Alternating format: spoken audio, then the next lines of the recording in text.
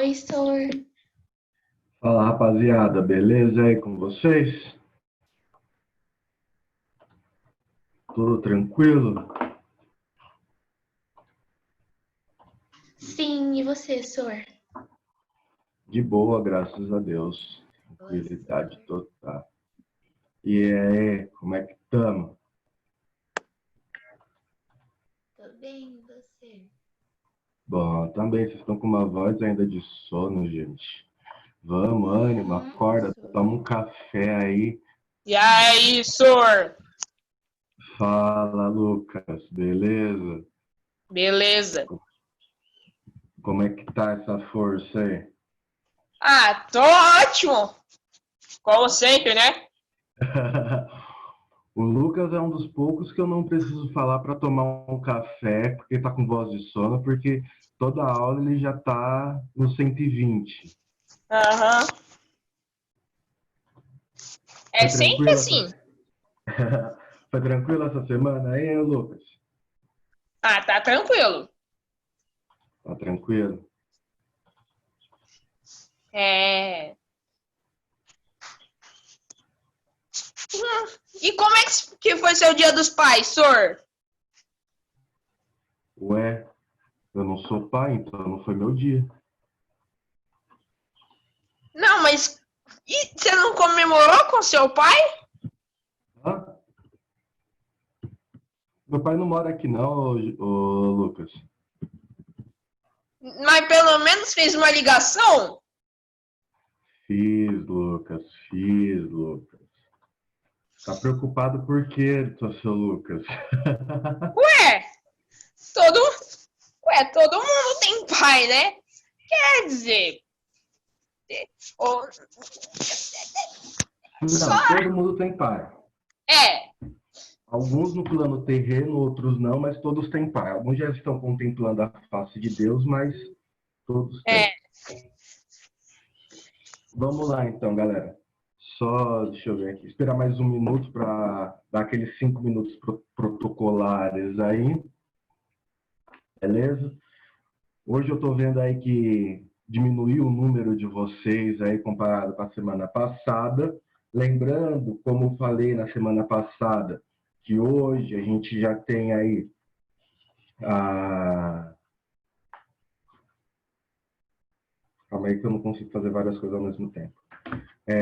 A gente já vai ter a chamada, tá? E eu vou anotar aqui os nomes que me forem falando que não fizeram a tarefa, né? Porque eu deixei tarefa para vocês fazerem e eu vou fazer a correção nesse primeiro momento. Então, aqueles falarem assim, esqueci de responder, não fiz, vou anotar aqui. Lembrando sempre, galera, que vocês precisam ter em mente é que o fato de vocês, a anotação, essas coisas não vai tirar nota de vocês, tá? É a questão do ponto extra, tá? Só para vocês terem sempre em mente isso, beleza? Bom, para maior transparência aqui, eu vou, eu vou compartilhar a tela, vou fazer a chamada, tá? Vou compartilhar a tela aqui da chamada, daí vou colocando a presença conforme vocês forem respondendo, beleza? Alguma dúvida aqui? Essa parte é tranquilo, tá? De preferência, responda a chamada pelo microfone, tá? Para eu poder ter o controle mais efetivo da coisa. Deixa eu ver se vai. Não. Tem um problema aqui, né? Toda hora que eu compartilho a tela, ele dá uma bugadinha. Então, vamos lá. Alice,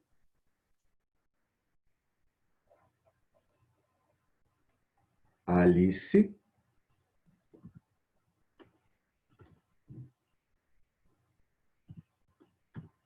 Ana Clara, Ana Clara, Ana Rebeca, Ana Rebeca. Arthur Jimenez. Senhor, o Jimenez respondeu pelo chat. Ah, beleza. Acabei de olhar aqui.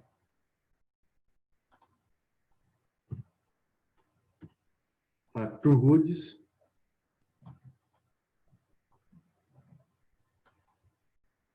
Arthur Rudes. Breno. Breno. Guilherme Cardoso. Aqui, senhor. Guilherme Silvério. Tô aqui, senhor. Igor.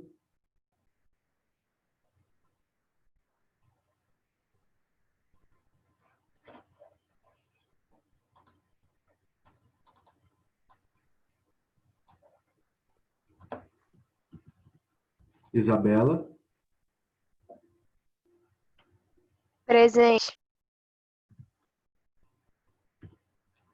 Johan.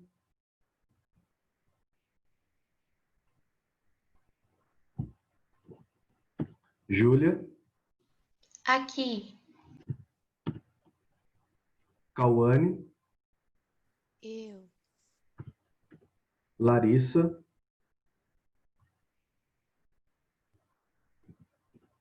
Lívia. Presente. Luana. Aqui, senhor. Lucas Carvalho. Tô aqui, óbvio. Lucas Fernandes.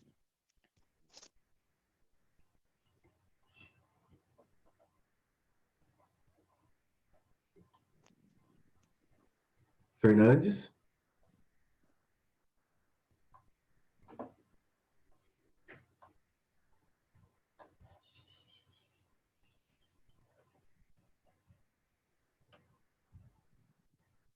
Se você está tentando usar o microfone, eu não estou conseguindo escutar. Vou deixar em branco aqui depois quando você me responder. Que tem alguém com o nome de Lucas Fernandes, mas não está respondendo. Lucas Henrique.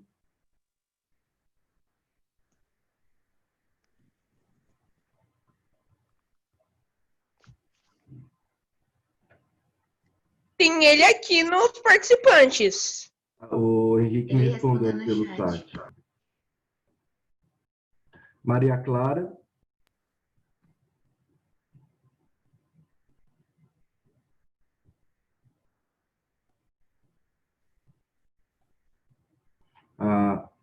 Ô Lucas, eu vou tentar falar um pouco mais devagar.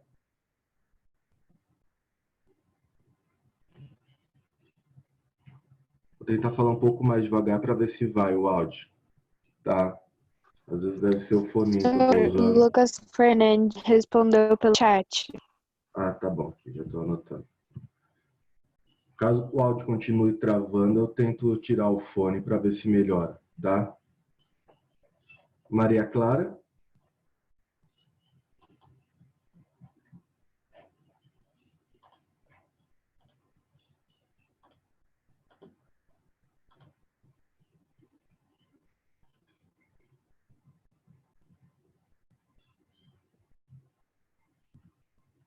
Natália.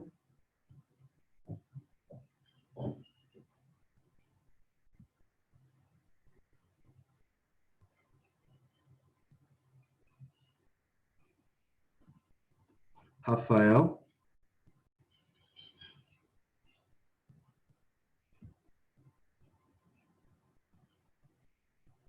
Senhor, ele respondeu no chat. Já olhei aqui. Estela Presente, senhor. e Vitória. Aqui. Alguém não respondeu? Chegou depois?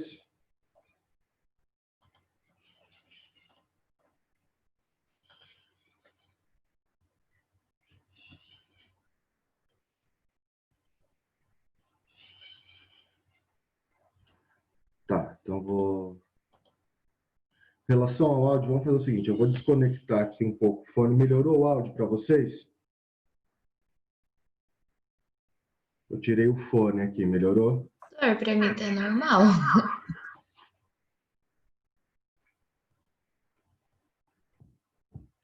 Então, é que alguns estão... Vamos ver se para os que falaram que estava travando, se melhora. Às vezes também deve ser a conexão. Então, vamos lá, galera. Dando continuidade aí à aula, né? Eu tinha passado, então, a tarefa da página 7, né? Que era para vocês lerem, então, o texto da Constituição Política do Império.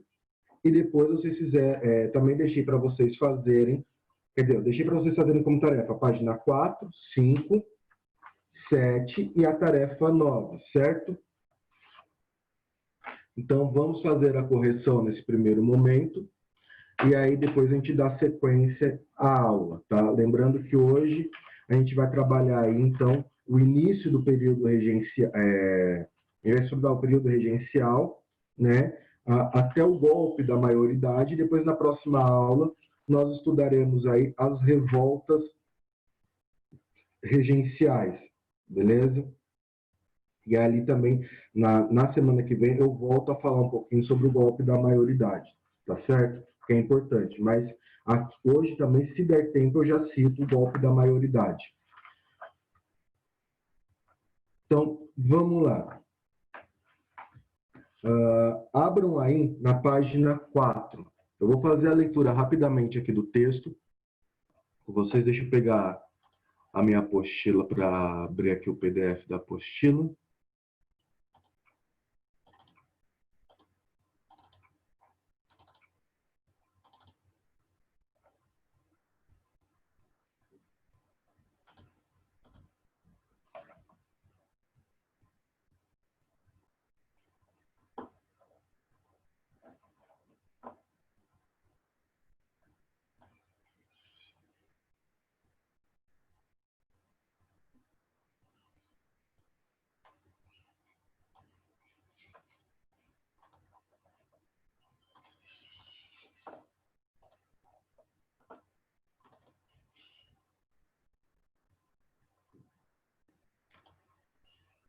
Então, os primeiros passos do Império.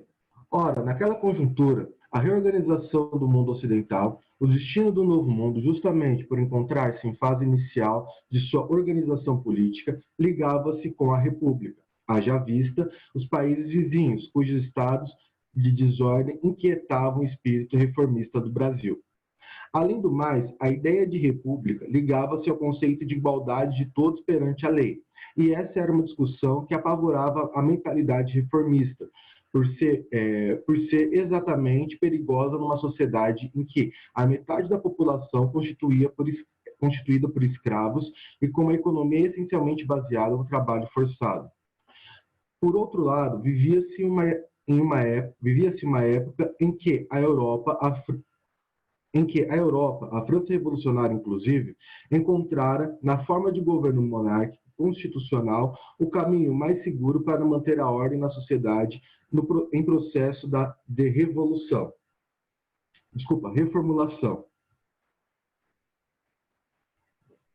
Então, o que esse texto aqui está querendo nos dizer? Né? Quais são as informações que esse texto está falando? Justamente os motivos que levaram as pessoas que tiveram envolvidas na independência do Brasil a manterem um regime monárquico constitucional, tá? E explica por que o Brasil não se tornou uma república quando se teve a independência. Então, retomando algumas coisas que eu falei na última aula, né, que é importante vocês terem em mente que no Brasil, quando nós temos a independência do Brasil, nós temos que o Brasil ele se torna uma monarquia constitucional, melhor dizendo, contrariando o que estava acontecendo, né, na América Espanhola, tá? Que conforme as colônias, as províncias da América Espanhola iam se tornando independentes, elas iam montando repúblicas autônomas. O que acontece no Brasil quando o Brasil se torna independente, se forma um império, tá? Nós temos a formação, então, de um império. E o texto, então, mostra aqui. Por que que a gente escolheu o império? Justamente porque a república visa a igualdade. E no Brasil, a sociedade brasileira é uma sociedade extremamente escravocrata. Então, vamos lá para a correção. Guilherme Silvério. Quem são os reformistas citados pela autora no texto anterior? Ou seja, nesse que eu acabei de ler. O senhor estava vindo aqui, eu troquei da 2 para 1, só que eu não coloquei quem eram. Você está falando que a resposta da 2 você colocou na 1 e da 1 você colocou na 2? Sim, só que eu não coloquei quem eram os reformistas. Tá, mas só me coloca o que você respondeu para eu ter uma noção. É que eu coloquei ao contrário. Haja vista os países vizinhos, cujos estados de desordem quietavam os espíritos reformistas do Brasil. Entendi. Nesse sentido aqui, Silvério, a gente pode entender por reformista aquelas pessoas que estavam apoiando a separação do Brasil em relação a Portugal, tá? Em outras palavras, quem são os reformistas? Aqueles que lutaram pela independência do Brasil, tá? Que buscam mudar a situação do Brasil de colônia para um país independente, para um Estado independente. Tá, eu vou colocar a resposta no chat para facilitar para quem está com o áudio travado, beleza?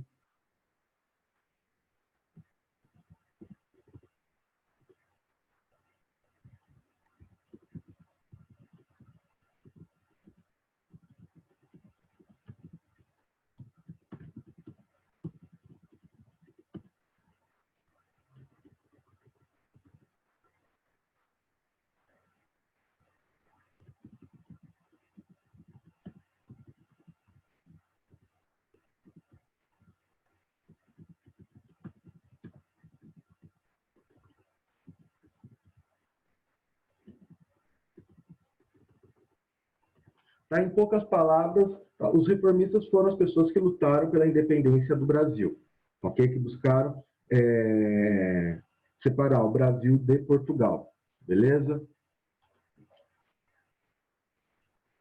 Deixa eu ver aqui outra pessoa.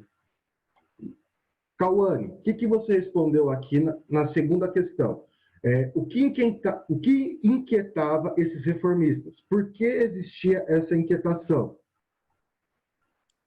Senhora, eu não sei se tá certo, tá bom? Na primeira pergunta, que é o que inquietava essas reformistas, eu coloquei a independência da América Espanhola. E na segunda pergunta, eu coloquei porque eles não queriam mudanças. Isso mesmo, tá? Então, em linhas gerais, é bem isso a resposta, tá? Então, só repassando. O que inquietava os reformistas? Justamente a independência da América Espanhola, tá? Por que existia essa inquietação? Porque eles não queriam mudanças na estrutura do Brasil, tá? Na estrutura social, que viria com a República, ok? Então, vou escrever aí para quem está com... Oi? Posso ler o meu pra ver se tá certo? Pode. Eu coloquei assim, ó. O que inquietava os reformistas? Eu coloquei assim, os estados de desordem. Por que existia essa inquietação? Porque o Brasil estava iniciando a sua organização política, por isso ligava-se com a República. Tá certo? Eu só não consegui escutar direitinho o final. Por isso... Por isso ligava-se com a República. Não, aí, Luana, tá errado, tá? Porque, assim, justamente os reformistas, que eram essas pessoas que lutaram pela independência, eles não queriam a república. Por isso, o Brasil adotou a monarquia constitucional, tá certo? Então, a inquietação vinha com o temor do Brasil se tornar uma república, tá? Por que todo esse medo de se tornar uma república? Porque a república traria mudanças na sociedade. Então eu posso colocar, tipo, por isso lutava com a República? Lutavam contra a República, sim. Ah, entendi. Obrigada, senhor. Imagina.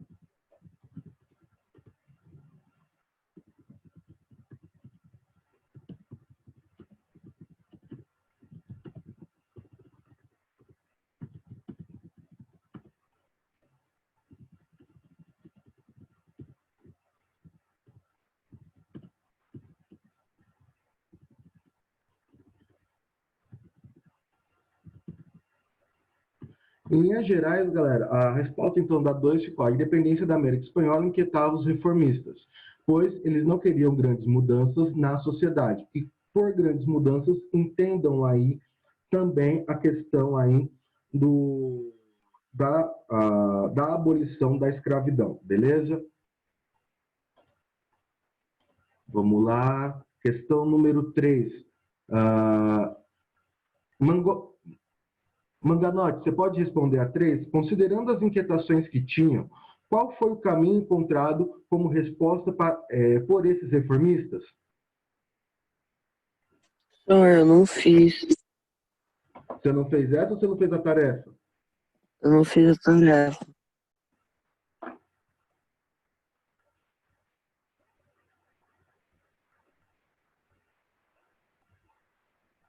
Beleza. Gimene, você pode responder a 3?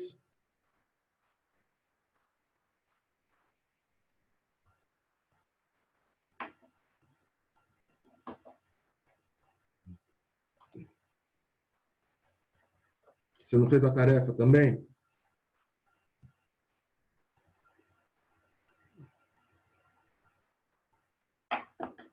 Beleza. Júlia, você pode responder a 3? Posso, senhor? Então, considerando as inquietações que tinham, qual foi o caminho encontrado como resposta por esses reformistas? Senhor, eu escrevi a monarquia constitucional, o caminho mais seguro para essa sociedade, já que controlava as ações do rei. Sim, a Tá resposta é certo? essa, então. A monarquia Obrigada, senhor. constitucional. Beleza?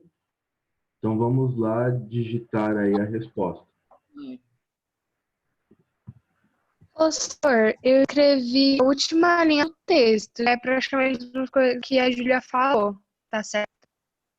Última linha do texto. Monarquia constitucional, caminho mais seguro para manter. Sim, tá certo. Ô, senhor, Ah, tá. Obrigada. eu só não coloquei aquele negócio do rei que a Ju falou. Eu coloquei sobre os escravos. Que tendo um governo constitucional, assim, podiam ter escravos sendo uma grande parte da sua renda. Beleza, tá certo também.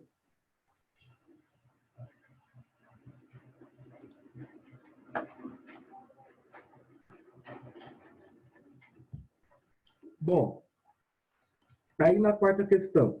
Cria uma hipótese para a seguinte questão. Por que a autora denomina os reformistas e não revoltosos ou revolucionários?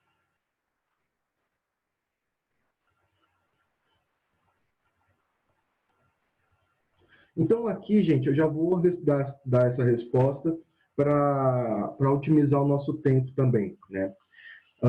Aqui, então, justamente essa denominação de reformista, por quê? Eles queriam mudanças políticas, mas eles não queriam mudanças sociais, tá?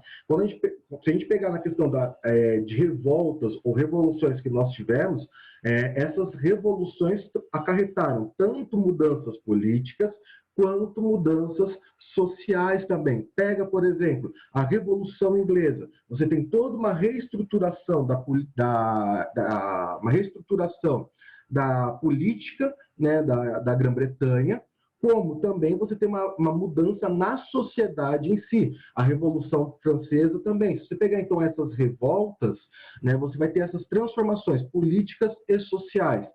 Reformista, nesse caso, é porque eu só quero mudanças políticas, não mudanças sociais. Beleza?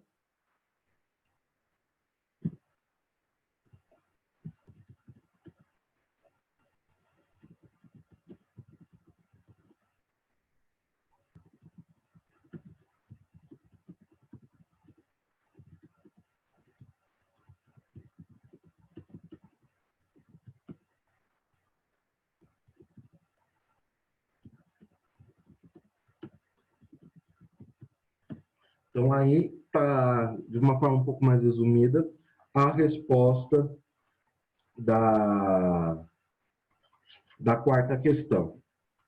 Aí nós vamos, então, para a página 6, a Constituição Política do Império do Brasil. Em relação a questões da página 4 e 5, alguma dúvida? Professor, só uma coisinha. Na 4, em vez de colocar que eles queriam mudar só a questão política, podia colocar, pois eles queriam reformar o governo, tipo, a forma de governar? Poderia, mas você tem que deixar bem claro que eles só queriam mudar o aspecto político, tá? Porque a parte social eles não queriam mudar. Então você fala assim, ó, que eles só queriam mudar a forma de governo, ou eles queriam proclamar a independência do Brasil e por aí vai, tá certo, mas você tem que complementar que, ao mesmo tempo que eles queriam transformações políticas, que eles queriam essas mudanças políticas, eles não queriam a mudança na estrutura social do Brasil. Entendi, obrigada, senhor. Imagina. Então vamos lá. Aqui eu trouxe no slide, né, por questões de tempo, como eu falei, não vai dar para fazer a leitura de todos os textos, porque senão aí a gente demandaria muito tempo, por isso que eu pedi para vocês fazerem a leitura em casa. Então, nesse slide, eu trouxe um apanhadão geral do que nos é apresentado aqui na página 6, em relação à Constituição da República. Desculpa, a Constituição do primeiro reinado, tá? Então, lembrando que a Constituição de 1824 foi a primeira Constituição que o Brasil teve e ela durou até o fim do segundo reinado. Então, essa Constituição ela só foi alterada em 1891 com a Constituição com a primeira Constituição republicana do Brasil. Então, quando nós temos o final do segundo reinado, que inicia-se a República, então nós temos aí a questão da segunda Constituição brasileira. Mas aí não vem ao caso a gente ficar frisando muito essas questões. Pois bem, aqui na primeira página, aqui na página 6, nós temos, então, alguns artigos da Constituição, né? A gente pode ver que, então, ela não está na íntegra, óbvio, porque não caberia aqui, mas quais são os elementos principais que a gente precisa observar aqui nesse texto que nos traz a apostila? Primeiro, nós temos a divisão dos poderes, tá? Então, veja que essa Constituição ela é feita também com os moldes dos ideais iluministas, até mesmo a teoria dos três poderes de Montesquieu. Só que essa Constituição, ela tem na divisão dos três poderes, ela tem algumas características, na divisão dos poderes, ela tem algumas características peculiares, tá? Então, quais são os poderes do Estado brasileiro, tá?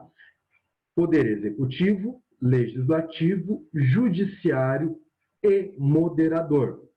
Então, veja que aqui nós temos um acréscimo do poder moderador, ok? Justamente por que nós temos a criação do poder moderador? Para reforçar o poder monárquico, tá? Qual que é a ideia?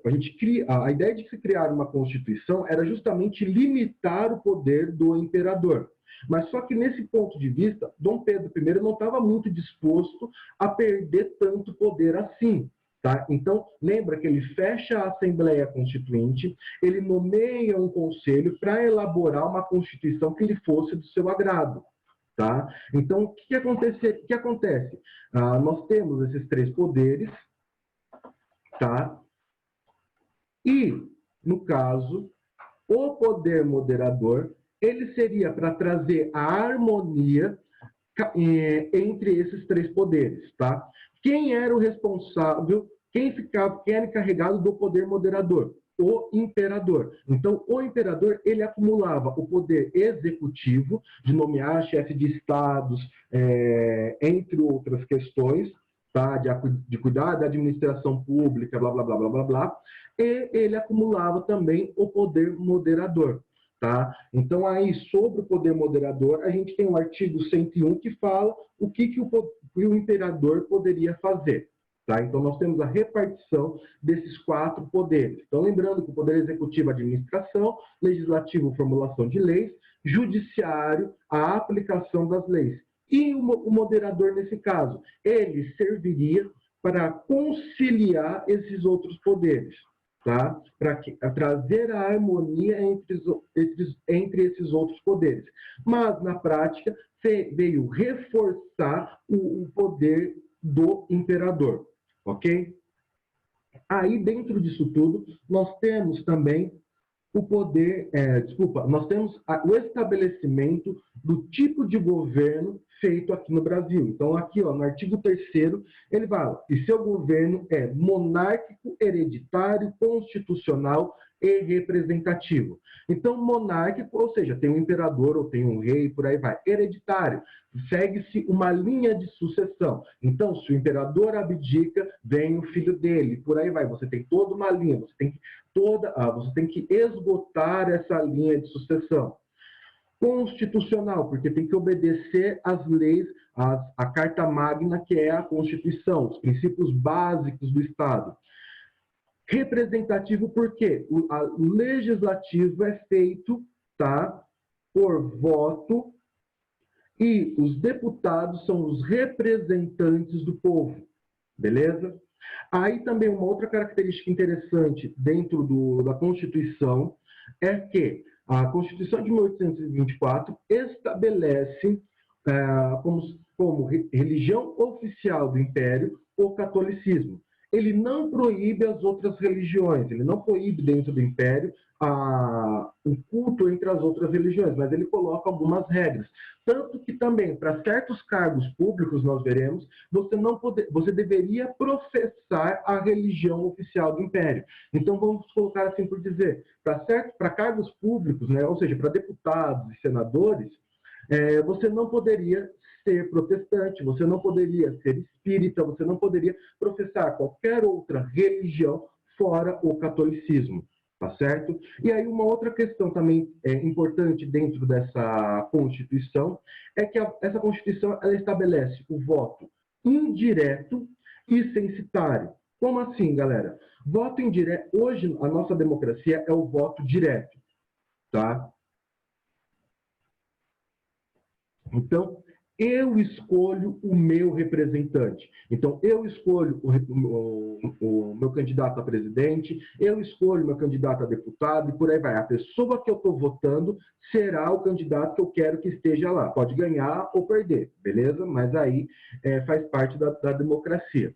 O que acontece no voto indireto? O que eu escolho é o que, no caso, então, os eleitores, a massa votante, vamos colocar assim por dizer, escolhe os eleitores, um colégio eleitoral, tá? Aí esse colégio eleitoral que vai votar nos representantes, beleza? Então veja, eu não voto diretamente no meu representante, eu escolho uma pessoa para votar nesse representante, beleza? Censitário porque eu estabeleço. Luana, você levantou a mão? Pode falar. Sim, senhor. Senhor, uma pergunta é só sobre a 1. Você tinha falado das religiões lá, e daí a consequência de não seguir o catolicismo era não exercer alguns cargos políticos?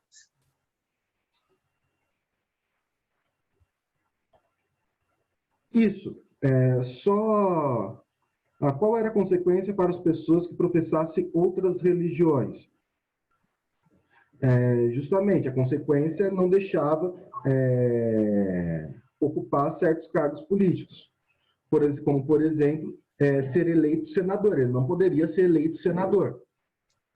Ah, entendi. É que eu tinha errado, e daí você explicou e eu entendi. Para ele ser senador, ele tinha que ser católico, entendeu? Uhum. É o que vem aqui, deixa eu tentar achar o artigo. Se pegar o título 4º do Poder Legislativo, capítulo 3º, artigo 45, para ser senador requer-se que seja cidadão brasileiro, que esteja no gozo dos seus direitos políticos, que tenha a idade de 40 anos para cima, que seja pessoa de saber, capacidades, virtudes, com competências que tiverem feito serviços à pátria, que tenha um rendimento anual de bens de bens, indústrias, comércios, soma de R$ 800. Cadê a parte que fala aqui do... Tinha uma parte aqui que falava que não poderia ser. Depois eu acho o artigo que fala, tem um artigo bem explícito aqui que fala que ele não pode ser, que ele tem que ser católico para poder ocupar o cargo. Mas agora aqui eu não estou achando, tá? Mas tem esse artigo sim. Mas reforçando então a resposta se ele não fosse católico, ele não poderia cumprir certos cargos, ele não poderia assumir certos cargos, tá certo? Ah, tá bom, obrigado, viu? Tinha grifado aqui, ou será que foi um outro texto que eu grifei?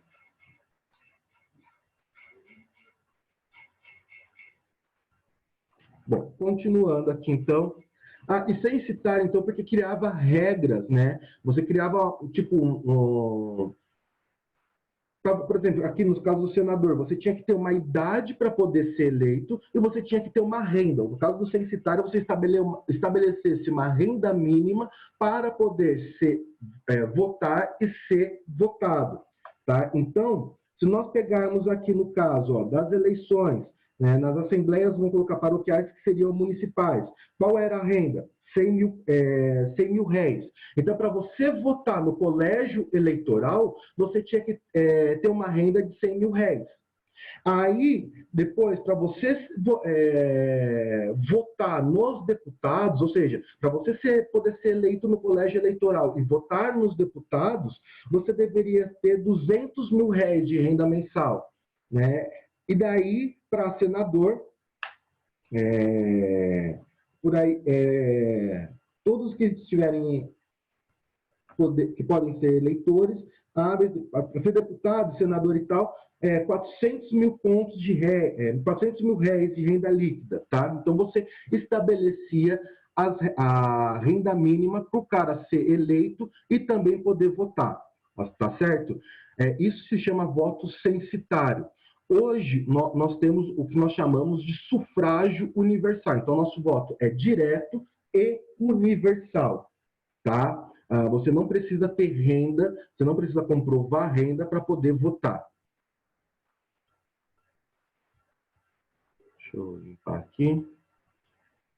Então, vamos lá para as respostas, que a gente precisa dar uma boa continuidade aqui ao texto.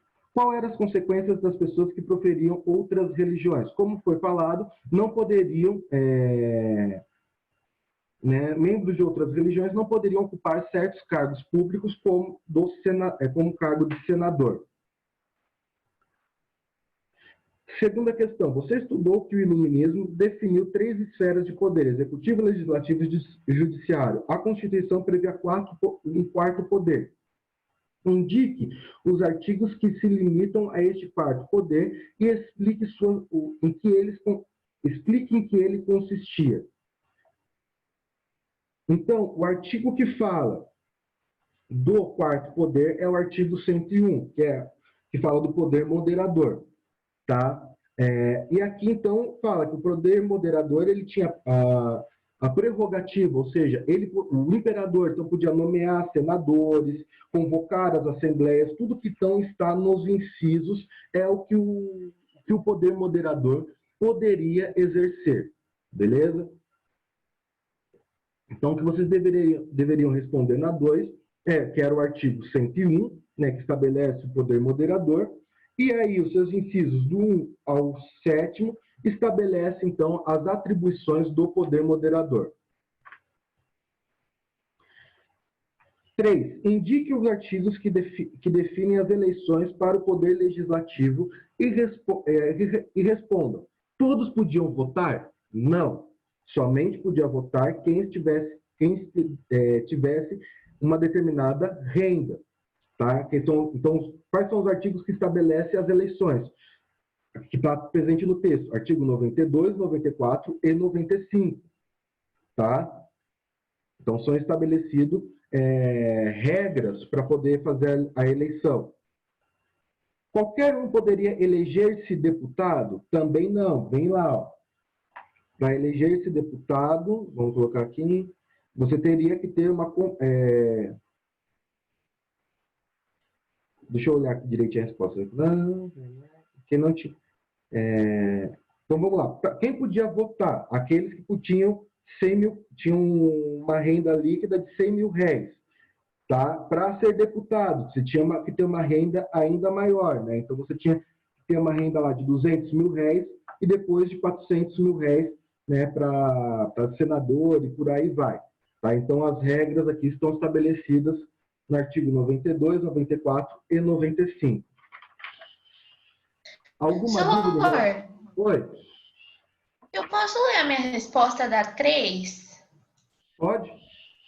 Senhor, eu escrevi que tudo é não. Tipo, nenhuma pessoa, qualquer pessoa pode se eleger. Eu coloquei.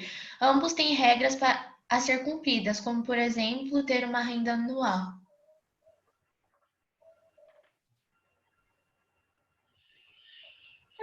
Tá certo? Todos podiam votar? Não, tá certo. Qualquer um podia eleger esse deputado?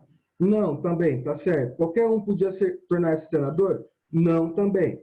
Aí só falar que estabelecia regras para estabelecer a renda, né, para poder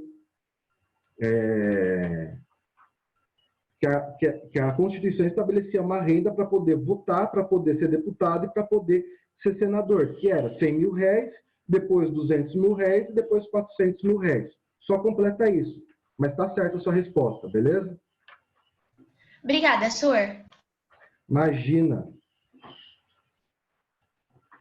Gente, a tarefa 9, como é tarefa NET, eu não vou corrigir até mesmo por causa de tempo. Nós só temos alguns minutos aí e eu preciso explicar as outras coisas em relação à aula de hoje, beleza?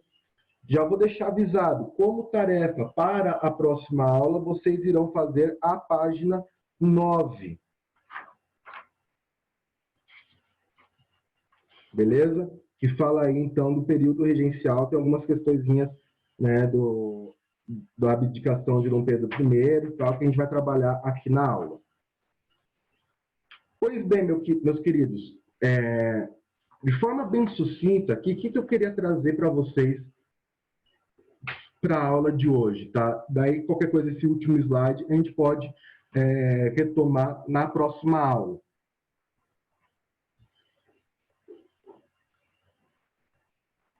Isso, página 9. Opa.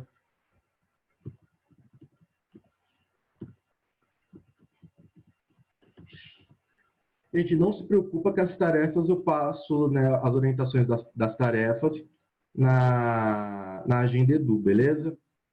Então, nós vimos na última aula que Dom Pedro I, ele vai pegar e vai abdicar do trono, tá? Em 1831. Justamente por causa de diversas situações, né? A questão dele querer cada vez mais centralizar o poder nele.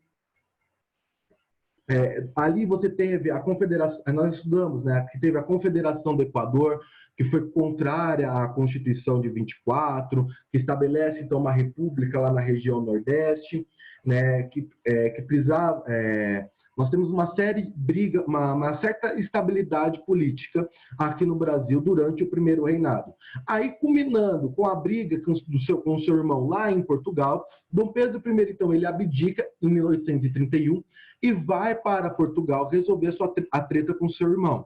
Qual que é a questão? Ele deixa como sucessor o seu filho Pedro de Alcântara. Só que o Pedrinho, ele tinha apenas 5 anos de idade. Obviamente, ele não poderia ser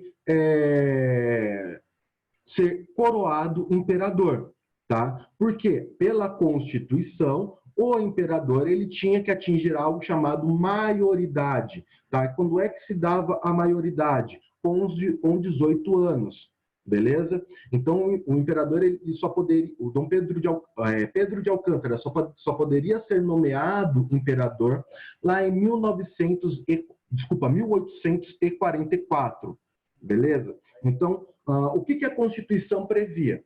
Que em caso que o sucessor não pudesse assumir o cargo, deveria ser escolhido, deveria ser feita uma regência, né? Nós entraríamos, então, no período regencial.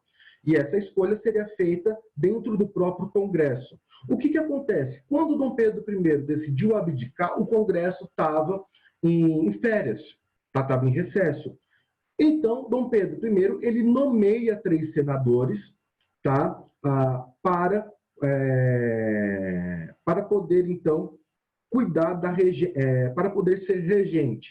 Tá? Ele escolhe 3 senadores, e aí nós temos o início do período regencial. O período regencial, então, ele vai de 1831 até 1840, beleza? Então, sempre é importante vocês terem em mente que a regência ela foi uma obrigação, uma obrigatoriedade constitucional, uma exigência constitucional, beleza? Então, dentro do período regencial, nós tivemos 2 regências trinas e 2 regências una. Tá? Aqui está uma, mas aqui foi erro de digitação, é una, tá? Então, nós tivemos uma regência trina provisória, que só foi no ano de 1831. Para quem estiver acompanhando, pode ir aqui na tabela da página 10, tá? Quem foram os regentes desse período? O senador Corneiro de Campos, o senador Campos de Vigueiro e o brigadeiro Francisco de Lima e Silva, tá? Aqui, qual que foi a questão que eles tentaram fazer? Buscaram tentar aqui um equilíbrio na política brasileira. Lembrando que o cenário político brasileiro, nesse momento, estava bem caótico, beleza? Essa regência foi provisória porque justamente porque ela foi nomeada pelo imperador, tá? Aí, como a situação estava caótica, por aí vai, o Congresso volta aos trabalhos e aí elege uma nova regência trina, tá? Essa regência trina, né, que vai ser chamada de regência trina permanente, a gente percebe bem que não vai ser tão permanente assim, e vai durar de 1831 a 1835. Quem serão esses regentes? Então, mantém-se o brigadeiro Francisco de Lima e Silva, da regência trina provisória, e muda-se para os deputados Costa Carvalho e deputado Braulio Muniz, tá? O que essa regência ela tenta fazer? Ela tenta descentralizar um pouco o poder, tá? Lembrando sempre, gente, que a gente está falando de um império. Então, o poder ele estava centralizado.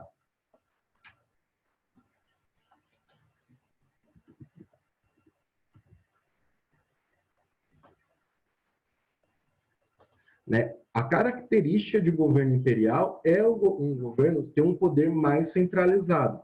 Aí depois, eu retomo na próxima aula, a questão da autonomia, né, das províncias e tal, que foi uma questão que ficou meio suspensa na última aula, mas que eu vou retomar na próxima. Aí, dos grandes feitos que nós tivemos na regência trina permanente, foi o ato adicional da Constituição de 1824, feito em 1834. Nesse ato aí, só para finalizar, que já deu nosso tempo, nós temos o fim do poder moderador durante o período regencial, tá? Porque depois que nomeasse Dom Pedro de Alcântara como Dom Pedro II, voltaria o poder nomeador. Fim de Conselho de Estado, criação das Assembleias Legislativas Provinciais, aumento de poderes dos presidentes das províncias, né? A substituição da regência trina permanente por uma regência una, justamente porque, mesmo com essa regência fazendo diversas alterações, não conseguiu resolver os conflitos políticos do Brasil, tá certo? E aí eles falam assim, mano, 3 caras no poder não dá certo. Então, se faz essa alteração na Constituição para que se escolha apenas um regente. Aí nós teremos, então, a regência una do padre Diogo Antônio Feijó, que até tem uma cidade no interior de São Paulo chamada Regente Feijó, e depois nós teremos a regência de Araújo e Lima, beleza? Na próxima aula aqui, eu volto a abordar essa questão da regência una de Feijó e Araújo Lima. Mas o que seria interessante aqui para abordar para vocês, né, seria aqui sobre como foram as regências, beleza? Em casa também eu oriento para que vocês já façam a leitura aqui do texto, Tendências Políticas durante o período regencial, que daí eu retomo também, eu pego aqui com vocês na próxima aula. Tá certo, galera? Alguma dúvida em relação a essa aula aqui, gente? A matéria de hoje? Professor, a única dúvida que eu tenho é só a página 9 para fazer, né? Isso. Como tarefa, página 9, exercício 1, 2 e 3. Obrigado. Tudo certinho então, galera? Então, gente, eu me despeço aqui de vocês. Qualquer dúvida, podem me chamar na Agenda Edu que eu tento solucionar, beleza? Abraço. Beleza. Tchau, Sor. Você me deixou com fome no meio da aula, tá? Você falou do brigadeiro, aí me deixou com fome. Tchau, tchau, gente.